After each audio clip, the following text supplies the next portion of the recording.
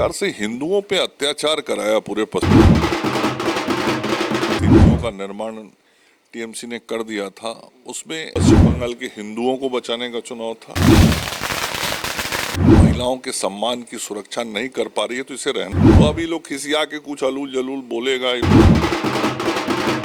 Bharatiya Janata party क्या करना चाहता है पश्चिम बंगाल की, अपने जो गलतियां इन लोगों ने 15 वर्षों में सत्ता में रह के साथ ऐसा व्यवहार ममता बनर्जी की सरकार कर रही थी, बहुत ही जरूरी था बंगाल के लिए। देश इन लोगों का आदत है हारने के बाद बहाना ढूंढना। ममता बनर्जी की सरकार ने घुसपैठियों को जिस प्रकार से जीत को मान लें कि ये जीत सही नहीं है।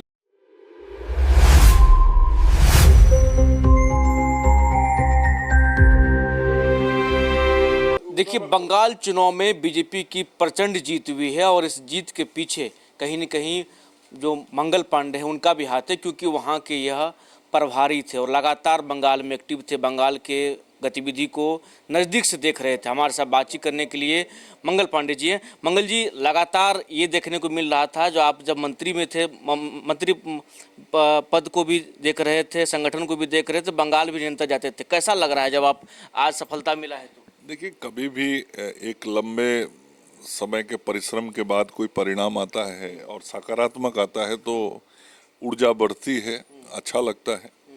तो पिछले 4 वर्षों से पश्चिम बंगाल में वहाँ की टीम के साथ, वहाँ के लाखों कार्यकर्ताओं के साथ मिलके और जो हमारा केंद्रीय नेतृत्व है, केंद्रीय नेतृत्व के वरिष्ठ अधिकारियों के साथ मिलके जो काम करने का मुझे सौभाग्य और अवसर प्राप्त हुआ, उसके बाद जो ये परिणाम आया है तो अच्छा लग रहा है। और जिस प्रकार से पश्चिम बंगाल की परिस्थितियों का निर्माण टीएमसी ने कर दिया था, उसमें ये होना बहुत ही जरूरी था बंगाल के लिए, देश के लिए।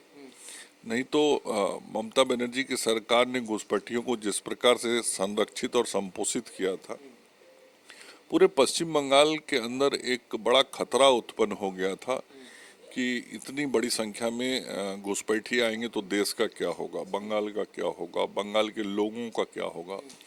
और दूसरा, टीएमसी के लोगों ने अपने पार्टी के लोगों को गुंडों के साथ जोड़ के और उन गुंडों को पुलिस के साथ जोड़ के जिस प्रकार से हिंदुओं पे अत्याचार कराया पूरे पश्चिम बंगाल के अंदर में, संपूर्ण हिंदू समाज के अंदर इसको लेके बहुत भारी आक्रोश था।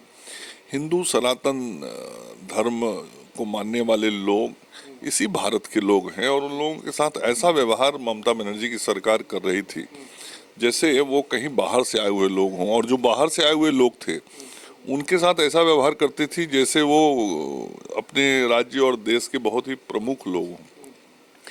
तो ये गुस्सा बहुत था पश्चिम बंगाल के आम जन के मन में।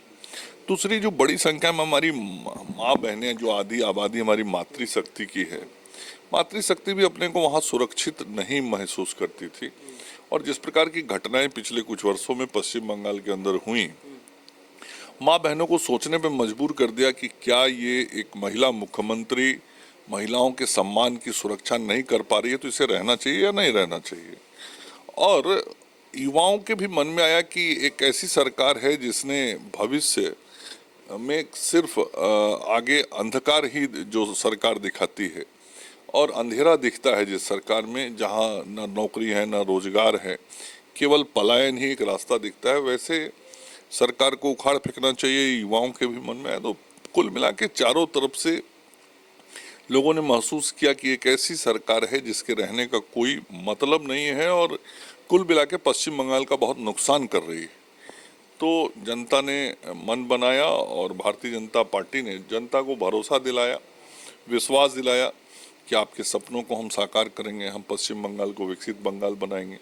और ये केवल नारे नहीं हैं, क्योंकि देश के कई राज्यों में आदरणीय नरेंद्र मोदी जी के नेतृत्व में भारतीय जनता पार्टी और एनडीए की सरकारों ने विभिन्न राज्यों को विकास के रास्ते पे बहुत तेजी से आगे बढ़ा के दिखाया है।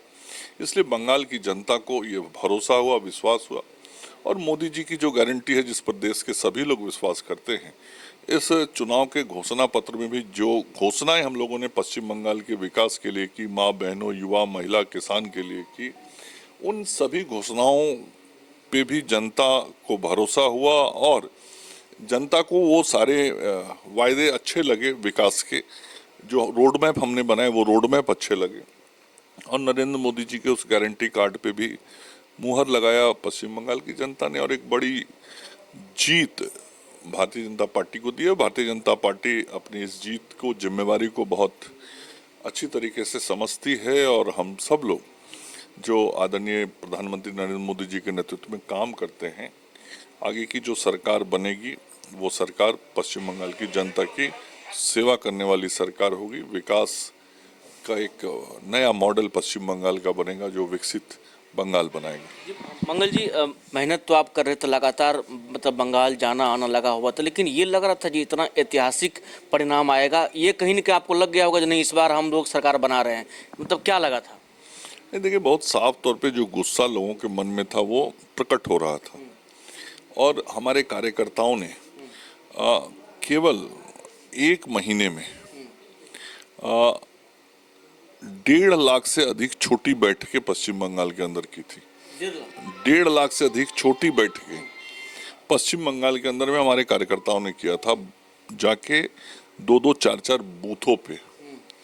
और ये जो बूथों की बैठक हमारे कार्यकर्ताओं ने की थी, उसके कारण जो पूरा जनता का भाव है, जनता की भावनाएं हैं, उसको समझने में सफलता मिली और भारतीय जनता पार्टी क्या करना चाहता है पश्चिम बंगाल के बारे में वो समझाने में भी सफलता मिला। तो उसके बहुत सकारात्मक परिणाम हुए और जैसे जैसे चुनाव आगे बढ़ते गया फरवरी के बाद, आक्रोश सरकार के खिलाफ था वो धीरे धीरे सामने आने लगा और भारतीय जनता पार्टी के प्रति जो विश्वास और भरोसा था वो बढ़ता हुआ दिखाई पड़ने लगा।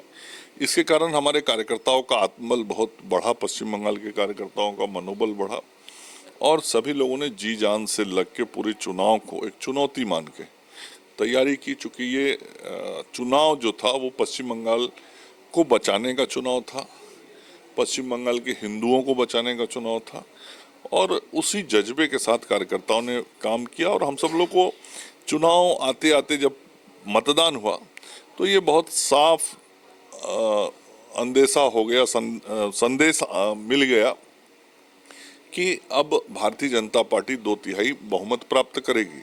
इसलिए मतदान के बाद भाजपा के सभी शीर्ष नेतृत्व ने बोला कि हम लोग 2/3 बहुमत से सरकार बनाएंगे और बंगाल की जनता ने उससे भी ज़्यादा सीट दे दी। अब सवाल ये है, जो ममता बनर्जी हो चाहे राहुल गांधी हो, तंत्र का उपयोग हुआ है, उसी से बंगाल जीतते हैं। हालांकि केरल में कांग्रेस आई है, उसका जिक्र नहीं हो रहा है, जिक्र हो रहा है जो बंगाल में तंत्र लगाया गया है।